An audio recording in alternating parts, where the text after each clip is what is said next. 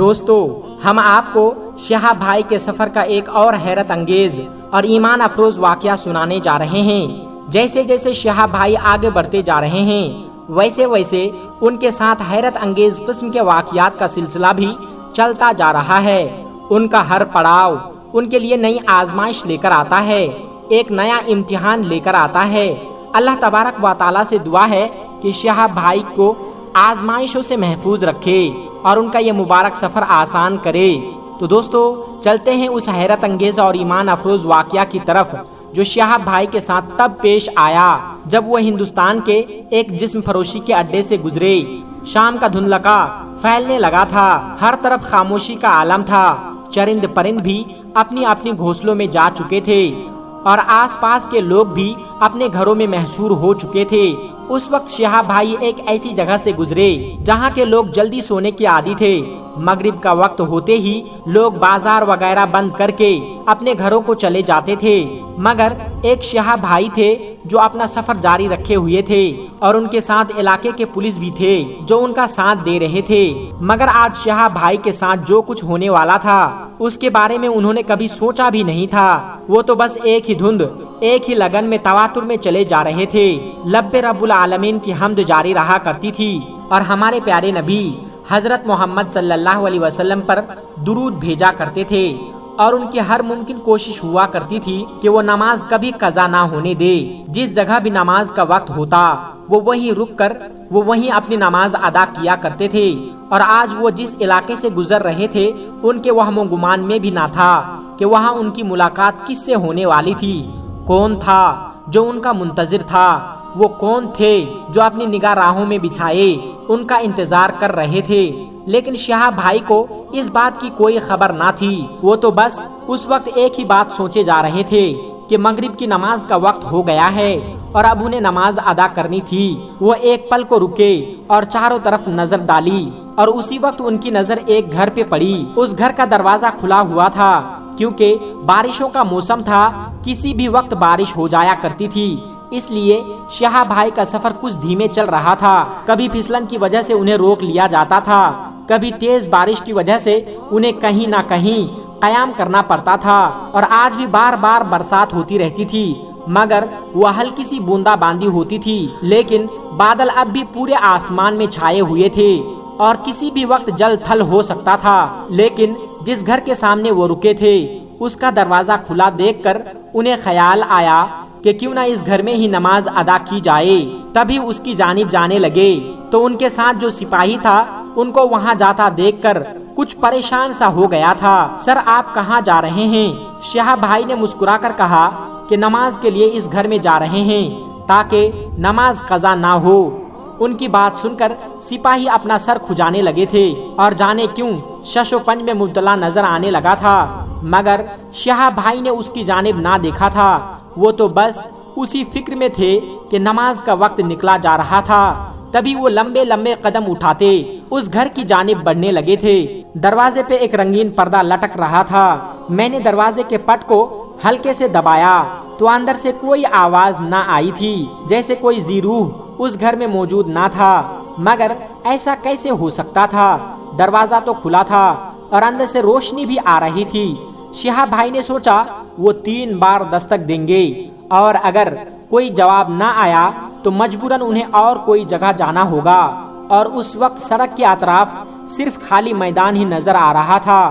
یہ واحد گھر تھا جو ایک کونے میں بنا ہوا تھا، باقی کچھ گھر میدان میں دور نظر آ رہے تھے جہاں پہنچتے پہنچتے دیر ہو جانی تھی۔ شہاب بھائی نے ایک بار پھر دستک دی تو ایک آواز آئی، کون ہے؟ اندر آ جاؤ۔ یہ ایک خاتون کی آواز تھی جو بڑی عجیب سے لہجے میں بول رہی تھی۔ شہاب بھائی کچھ الجھن میں پڑ گئے تھے مگر انہوں نے ہمت کر کے اونچی آواز میں کہا، محترمہ، مسافر ہوں، مغرب کی نماز ادا کرنا چاہتا ہوں، اگر پانی مل جاتا تو مہربانی ہوگی۔ ان کی آواز سن کر کچھ لمحے کو خاموشی چھا گئی تھی، لیکن اچانک سے پردہ ہٹا تھا اور ایک انتہائی خوبصورت لڑکی سر پہ دوپٹہ جمائے ہوئے نمودار ہوئی تھی۔ آئیے جناب، تشریف لائیے۔ اس نے نہایت ادب سے ان کو اندر آنے کا کہا۔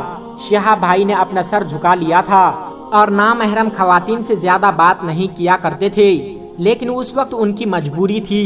شہاب بھائی نے اس لڑکی کے ساتھ جو اس گھر میں داخل ہوئے تو انہیں بہت عجیب سا احساس ہونے لگا تھا۔ اس گھر میں بہت زیادہ خوشبو پھیلی ہوئی تھی اور اندر ایک ہال جیسا کمرہ تھا جہاں بہت سی لڑکیاں اور عورتیں باتوں میں مصروف تھی۔ شہاب بھائی دل ہی دل میں جذب ہوئے تھے۔ انہیں لگ رہا تھا کہ شاید وہ کسی غلط جگہ پر آ گئے تھے، مگر ان کے دل میں اب بھی اپنی نماز کی فکر تھی۔ جیسے ہی وہ وضو کر چکے تو وہی لڑکی ان کی جائے نماز لے کر آئی تھی۔ یہ دیکھ کر وہ کافی حیران ہوئے کیونکہ انہیں اس بات کا اندازہ نہ تھا کہ اس گھر میں مسلمان رہتے ہیں۔ خیر، انہوں نے شکریہ کے ساتھ جائے نماز لی اور اپنی نماز کی نیت باندھ لی۔ شہاب بھائی کو نماز پڑھتا دیکھ کر وہ ساری عورتیں اسی کمرے میں آ چکی تھی اور جانے کیوں وہ ایک ڈگ انہی کو دیکھ رہی تھی۔ جیسے شہاب بھائی نے سلام پھیرا تو سب خواتین کو اپنی جانب متوجہ پا کر پریشان سے ہو گئے تھے اور وہ اٹھ کھڑے ہوئے اور وہاں سے جانے کی اجازت چاہی، مگر انہوں نے سوچا بھی نہ تھا کہ وہ خواتین ان سے کیا مطالبہ کرنے والی تھی، کیونکہ اب تو شہاب بھائی کو کچھ اندازہ ہو رہا تھا کہ وہ سب کون تھی، مگر اپنی زبان پہ خاموشی کا تالا لگائے ہوئے تھے۔ ویسے تو یہاں بھی جاتے تھے، امر بالمعروف نہی عن المنکر کا فرض ضرور نبھاتے تھے۔ جب بھی ان کا استقبال کرنے لڑکیاں اور خواتین کو کہیں بھی نظر آتی تھی، وہ ہاتھ کے اشارے سے ان کو دوپٹہ اوڑھنے کی ترکیب دیتے تھے۔ انہیں بالکل گوارا نہ تھا کہ ان کے استقبال کو آئے بچیاں بے پردہ کھڑی ہو، اور ان کی اس بات سے کافی فائدہ بھی ہوتا تھا کہ لڑکیاں حجاب کرنا شروع کر دیا تھا۔ مگر آج وہ جہاں موجود تھے وہاں کی خواتین پہلے ہی اپنا سر ڈھانپے ہوئے تھے، ان کے لباس میں بھی کوئی معیوب بات نہیں تھی، مگر جانے کیوں محسوس ہو رہا تھا کہ یہ جگہ ٹھیک نہیں تھی۔ بھائی نے اجازت چاہی اور سب نے انہیں روک لیا۔ ایک لڑکی آگے آئی اور کہا کہ آپ کا نام شہاب ہے؟ وہ انگلی سے ان کی جانب اشارہ کرتے ہوئے پوچھنے لگی۔ شہاب بھائی نے سر جھکا کر اس بات میں گردن ہلائی۔ وہ ساری لڑکیاں اچانک ان کے قریب آ گئی تھی اور ایسے ان کو دیکھنے لگی تھی جیسے ان کو بہت زیادہ خوشی ہوئی ہو۔ شہاب بھائی، ہم آپ کو جانے نہیں دیں گے۔ آج جب آپ ہمارے غریب کھانے میں ہی آ گئے ہیں تو رات کا کھانا بھی ہمارے ساتھ ہی کھائیے، اور کیا ہی اچھا ہو کہ آج یہیں پر قیام کرے۔ ان میں سے ایک لڑکی بولی تو شہاب بھائی نے اپنا سر جھکا لیا تھا۔ وہ نہیں جانتے تھے کہ ان کا دل دکھے، مگر وہ اس گھر میں کیسے قیام کرتے جبکہ یہاں تو گناہ کا کاروبار ہوتا تھا۔ وہ کہنا نہیں چاہتے تھے، مگر ایک بات تو ان کے دل میں شدت سے کھٹک رہی تھی کہ اگر آج انہوں نے یہ موقع گنوا دیا تو شاید وہ خود کو کبھی معاف نہ کر پائیں گے۔ شاید قدرت اسی لیے انہیں اس گھر کے دروازے پر لائی تھی۔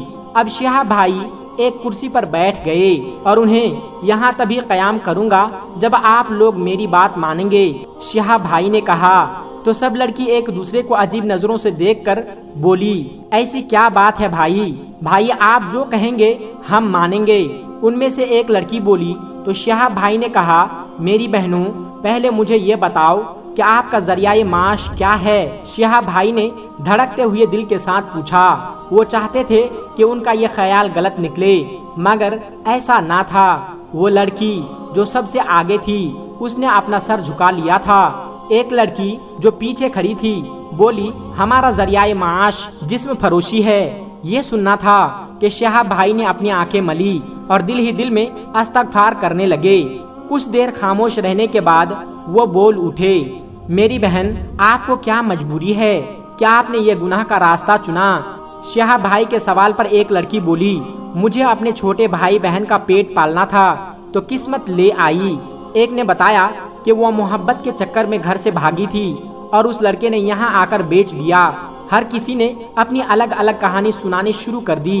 انہوں نے بتایا کہ یہاں ہر کوئی مجبور ہے، کوئی بھی اپنی شوق سے یہ گھنونا کام نہیں کرتی۔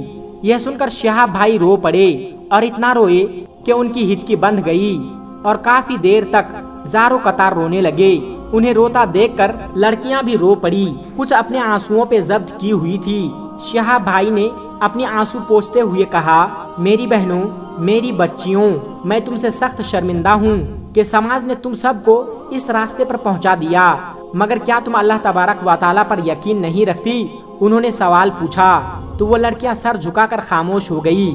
میں مانتا ہوں کہ تم اس دلدل میں پھنس گئی ہو، مگر نکلنے کا راستہ اب بھی موجود ہے۔ اگر تم سب وعدہ کرو کہ اس گناہ سے نکلو گی اور توبہ کرو گی تو میرا رب ان سب کو بخش دے گا، بلکہ تمہیں یہاں سے نکال لے گا اور ایسی جگہ سے رزق عطا کرے گا جہاں سے تمہیں گمان بھی نہیں تھا۔ یہ سن کر وہ لڑکیاں رونے لگی، شہاب بھائی آپ کا سماج ہمیں قبول نہیں کرے گا۔ ایک لڑکی روتے ہوئے بولی، شہاب بھائی نے اسے دلاسا دیا کہ جب تم توبہ کرو گی تو اللہ تبارک و تعالی راستے نکالے گا، اور میں ایک خاتون کو جانتا ہوں جو بہت بڑی NGO سے تعلق رکھتی ہے، اور نہ صرف تم سب کے نکاح کا بندوبست بھی کرے گی بلکہ آپ کی ہر ممکن مدد بھی کرے گی، بس آپ ارادہ کرو۔ تبھی وہ ساری لڑکیاں خوشی سے رونے لگی۔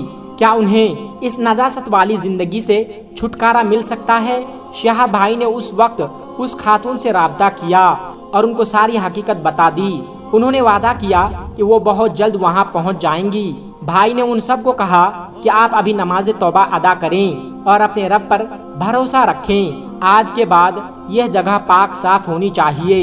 ان سب نے وعدہ کیا اور نماز ادا کی۔ شہاب بھائی کے سر سے ایک بوجھ اتر چکا تھا، اب وہ اپنے رب کے آگے شرمندہ نہیں ہوں گے کہ انہوں نے امر بالمعروف نہی عن المنکر کا حق ادا نہیں کیا۔ شہاب بھائی جب وہاں سے رخصت ہونے لگے تو ایک لڑکی ان کے سامنے آ گئی اور وہ بہت رو رہی تھی۔